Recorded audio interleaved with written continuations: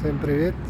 На связи Сава Полетинский, миссия 7, миссия йоги. В этой миссии люди ищут духовность, хотят быть духовными, начинают медитировать, начинают заниматься практикой йоги, ходят в горы, чтобы медитировать, едут в Индию для поиска духовности. А в самом деле это очень самоуверенные люди. Самоуверенность в чем выражается? Самоуверенность выражается через свои действия, трансформационные действия, через язвительность на словах. Эти люди хотят быть звездами, поэтому они ищут признание во всем, во всех своих действиях.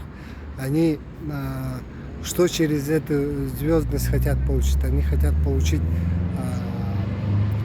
признание, что они рождены быть звездами. Вот. Поэтому миссия 7 – это миссия трансформации.